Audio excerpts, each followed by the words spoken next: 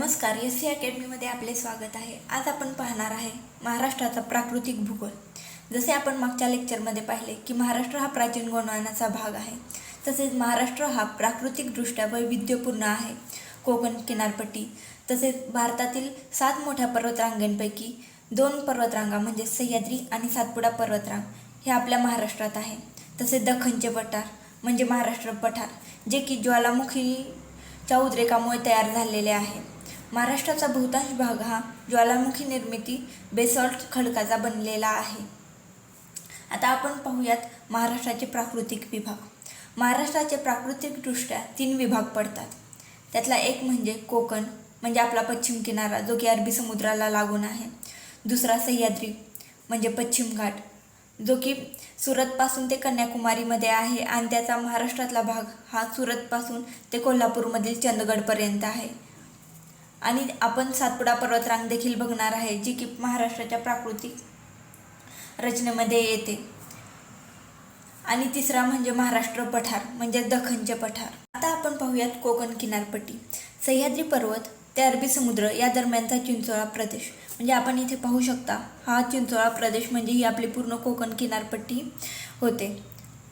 या किनारपट्टीची दक्षिणोत्तर लांबी ही 560 किलोमीटर असून एकूण समुद्र किनारा हा 720 किलोमीटरचा आहे. उत्तरेला दमणगंगा नदी इथे येते आणि दक्षिणेला तेरेखोलपर्यंत कोकणचा किनारा पसरलेला आहे. कोकणचा किनारा हा पूर्वेकडून पश्चिमेकडे येताना हा तीव्र स्वरूपाचा आहे. कोकण किनारपट्टीला दंतूर किनारा असे म्हणतात कारण की कोकण किनारपट्टी ही सरळ एका रेषेत नसून ती बऱ्याच ठिकाणी वक्राकार स्वरूपात आहे जी आपल्याला दिसते. आणि या वक्राकार स्वरूपामुळे कोकण किनारपट्टीवर बरेचसे बंदर आहेत. तसेच म्हणजे आपल्या महाराष्ट्रात जवळपास 49 बंदरे आहेत लहान मोठी दोन्ही धरून. आणि सध्या JNPT हे नवीन बंदर मुंबई बंदराचा ताण कमी करण्यासाठी तयार करण्यात आलेले आहे. कोकण किनारपट्टा हा रिया स्वरूपाचा आहे असे म्हणतात कारण की एखाद्या समुद्र किनारपट्टीवर जेव्हा येऊन मिळणाऱ्या नद्या सलगरित्या समांतरपणे समुद्रास येऊन मिळतात व ती किनारपट्टी पूर्ण खणून काढतात. त्याच्यामुळे कोकण किनारपट्टीला रिया किनारा असे म्हणतात. आपल्याला माहितीच आहे की सह्याद्री पर्वतापासून पश्चिमेकडे वाहणाऱ्या नद्या म्हणजे सह्याद्री पर्वतावरून बऱ्याचशा नद्यांचा उगम होतो आणि त्या पश्चिमेकडे वाहत जाऊन अरबी समुद्राला मिळतात आणि खाडीचा प्रदेश तयार करतात. त्याच्यामुळे कोकण किनारपट्टी ही रिया किनारा म्हणून ओळखली जाते कारण की तिथे येणाऱ्या नद्या हा तिथला प्रदेश पूर्ण खणून काढतात. कोकण किनारपट्टीची रुंदी जवळपास म्हणजे सरासरी 30 ते 60 किलोमीटर आहे आणि त्याची उल्हास नदीच्या खोऱ्यात म्हणजे उत्तरेकडे सर्वात जास्त म्हणजे जवळपास 100 किलोमीटरपर्यंत विस्तारलेली आहे. आणि सर्वात कमी म्हणता येईल आपल्याला सिंधुदुर्ग या जिल्ह्यात कुडाळ येथे ती जवळपास 30 ते 40 किलोमीटरपर्यंतची विस्तारलेली आहे. कोकण किनारपट्टीत सर्वाधिक समुद्रकिनारा हा रत्नागिरी या जिल्ह्यात आहे आणि सर्वात कमी ठाणे या जिल्ह्यात आहे. कुंडलिका ही नदी त्याच्यामुळे कोकण किनारपट्ट्याचे 2 भाग होतात, एक उत्तर कोकण आणि एक दक्षिण कोकण. उत्तर कोकणात मुंबई शहर, मुंबई उपनगर, ठाणे, रायगड, पालघर इत्यादी जिल्हे येतात आणि दक्षिण कोकणात रत्नागिरी आणि सिंधुदुर्ग हे 2 जिल्हे येतात. आता आपण पाहूयात खलाटी म्हणजे काय आणि वलाटी म्हणजे काय. खलाटी म्हणजे अरबी समुद्रालगतचा हा जो सखल प्रदेश दिसतो आपल्याला त्याला खलाटी असे म्हणतात. आणि वलाटी म्हणजे जो कोकण किनारपट्टीच्या सह्याद्रीकडच्या पर्वतीय भागाच्या पायथ्यालगतचा जो भाग आहे तो आपण वलाटी प्रदेश असा म्हणू शकतो. आता आपण खाडी म्हणजे काय ते पाहूयात. नदी आपल्या प्रवासाच्या शेवटी ज्या ठिकाणी समुद्राला येऊन मिळते तेथे नदीच्या मुखामध्ये समुद्राचे पाणी आतपर्यंत शिरते आणि नदीचे पाणी हे निमखारे होते. म्हणजे सपोज आपली नदी इकडून येत असेल आणि इकडे समुद्र असेल तर समुद्राचे पाणी हे नदीच्या मुखात आतपर्यंत शिरते आणि हा इथला प्रदेश जो आहे याला आपण खाडी असे म्हणतो. आणि जिथे खाडीचा प्रदेश असेल तिथे समुद्राचे खारे पाणी आणि नदीचे हे गोड पाणी याच्यामुळे तिथले पाणी हे निमखारे होते आणि तिथे मासेमारीचा व्यवसाय हा चालतो. त्याच्यामुळं आपले कोकण किनारपट्टीच्या भागात मासेमारी भरपूर प्रमाणात चालते. भारतातील पश्चिम किनारपट्टीचे खाडी हे वैशिष्ट्य आहे. आपण खाड्या पाहूयात कोणकोणत्या आहेत. दातिवारा, वसई, धरमतर, रोह्याची, दाभोळची खाडी, बाणकोटची खाडी,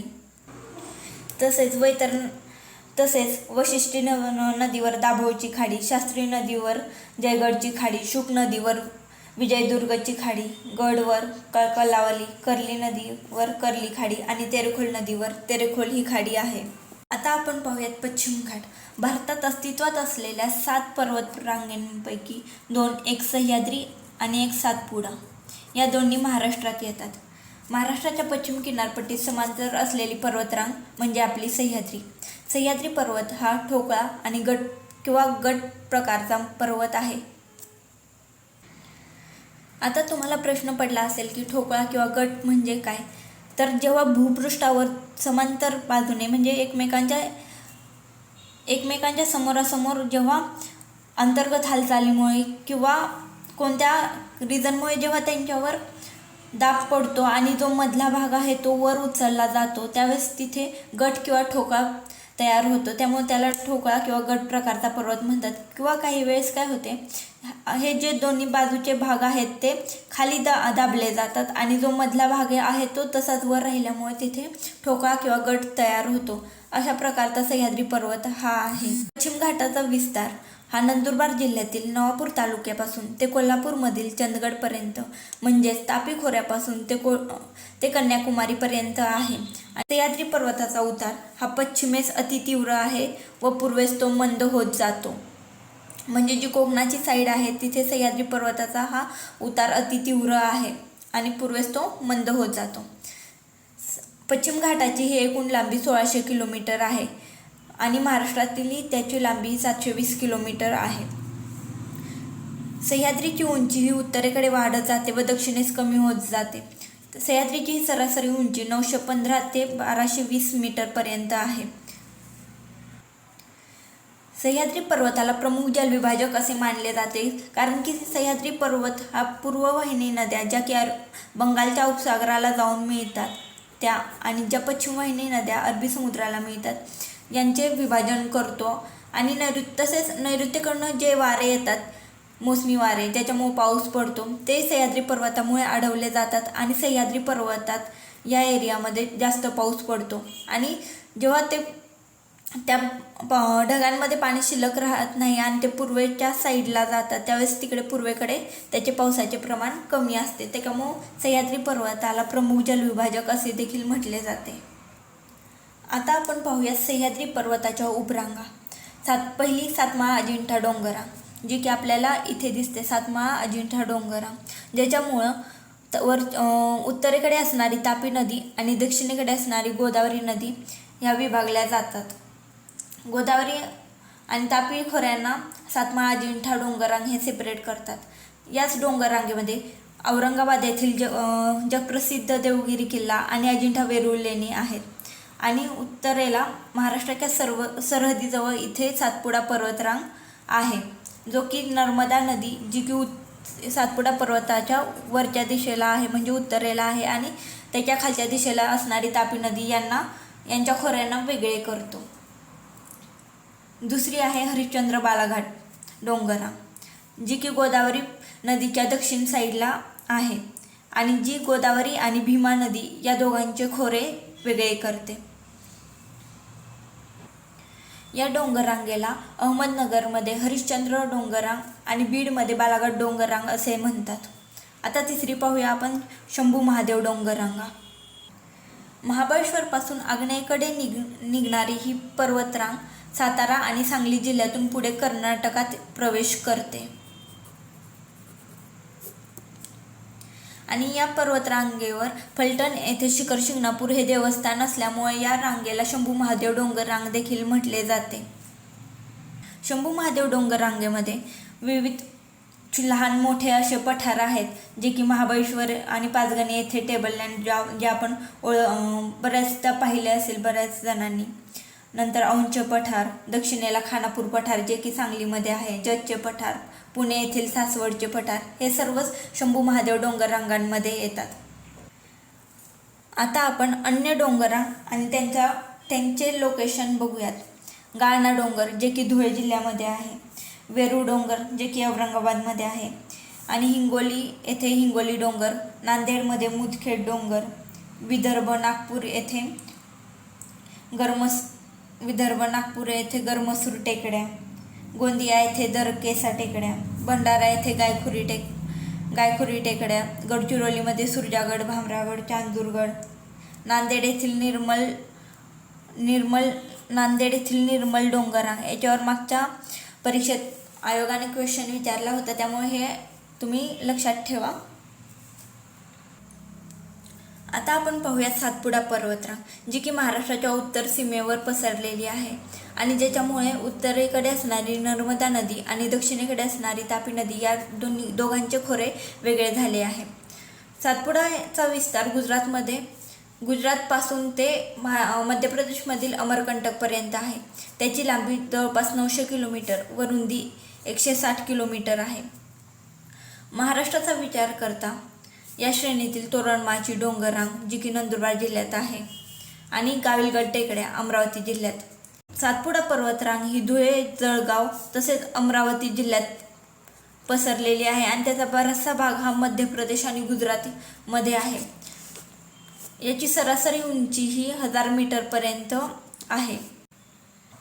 आता आपण पाहूयात महाराष्ट्रातील डोंगररांगा ज्या की सातपुडा पर्वतात आहे. पहिली तोरणमाळ, जी की नंदुरबार जिल्ह्यात येते, त्याच्यामुळे नर्मदा व तापी नदी सेपरेट होतात.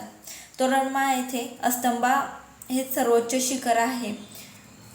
त्याची उंची 1325 मीटर आहे.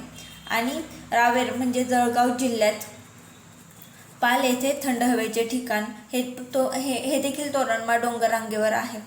दुसरे बघूया गाविलगड टेकड्या, ज्या की अमरावती या जिल्ह्यात आहेत. त्या तापी व पूर्णा या 2 नद्यांदरम्यान आहेत. गाविलगड टेकड्यांवर सर्वोच्च शिखर जे आहे ते वैराट आहे. त्याची उंची ही जवळपास 1177 मीटरपर्यंत आहे आणि चिखलदरा हे थंड हवेचे ठिकाण देखील गाविलगड या टेकड्यांमध्ये आहे. आता आपण पाहूयात महाराष्ट्र पठार, ज्याला की दख्खन पठार किंवा देश म्हणून देखील ओळखले जाते.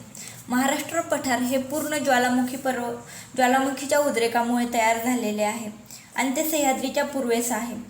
विविध नदीखोऱ्यांनी तयार झालेले हे पठार जसे की गोदावरी नदी, प्राणहिता, भीमा, मांजरा, तापी, पूर्णा, कृष्णा इत्यादी नदीखोरे हे महाराष्ट्र पठारावर आहेत. महाराष्ट्र पठाराचा उतार हा पश्चिमेकडून पूर्वेकडे आहे आणि जाडी ही पश्चिमेकडे महाराष्ट्र पठाराची जाडी ही जास्त आहे. म्हणजे सह्याद्री पर्वताच्या भागात महाराष्ट्र पठाराची जाडी ही जास्त आहे आणि जसे जसे पूर्वेकडे जाणार तसे तसे महाराष्ट्र पठाराची जाडी ही कमी होत जाते. महाराष्ट्र पठाराची पूर्व पश्चिम जी लांबी आहे ती 750 किलोमीटर आहे आणि जी उत्तर दक्षिण लांबी आहे ती 700 किलोमीटरपर्यंत आहे. महाराष्ट्र पठाराची सरासरी उंची ही 450 मीटरपर्यंत आहे. महाराष्ट्राच्या एकूण भूभागापैकी 90% भूभाग हा महाराष्ट्र पठाराने व्यापलेला आहे. आता आपण पाहूयात महाराष्ट्र पठारावर असणारे काही लहान लहान पठारे. नगरचे पठार जे की अहमदनगरमध्ये आहे. सासवडचे पठार जे पुणे जिल्ह्यात आहे. त्याच्यानंतर मांजरा पठार, बुलढाणा पठार बुलढाणा जिल्ह्यातील, मालेगाव पठार जे की नाशिकमध्ये आहे. त्याच्यानंतर औंध पठार सातारा जिल्हा, खानापूरचे पठार सांगली जिल्हा, जत पठार सांगली जिल्हा. आता आपण महाराष्ट्र पठारावर असणाऱ्या नद्यांचे खोरे बघूयात. पहिले तापी व पूर्णा खोरे. तापी व पूर्णा खोरे हे सातपुडा पर्वत आणि सातमाळा अजिंठा डोंगररांग यांच्या दरम्यान वाहते आणि खचदरी प्रस्तरभंगामुळे हे खोरे खचदरी स्वरूपाचे आहे. तापी व पूर्णा खोरे हे जळगाव, धुळे, नंदुरबार, नाशिक तसेच विदर्भातील बुलढाणा, अकोला, अमरावती या जिल्ह्यात हे खोरे पसरलेले आहे. आता दुसरे नंतर पाहूयात आपण गोदावरी खोरे, ज्याने की महाराष्ट्राचे सर्वाधिक क्षेत्रफळ म्हणजे जवळपास 49% एरिया हे व्यापलेले आहे. गोदावरी ही नदी सातमाळा अजिंठा डोंगररांग आणि हरिश्चंद्र बालाघाट डोंगररांग यांच्या दरम्यान वाहते आणि ती पुढे वाहत जाऊन बंगालच्या उपसागराला भेटते. गोदावरी नदी ही पूर्ववाहिनी नदी आहे. तसेच तापी आणि पूर्णा ही नदी पश्चिमवाहिनी नद्या आहेत ज्या की अरबी समुद्राला जाऊन मिळतात. त्याच्यानंतर आपण पाहूयात भीमा खोरे.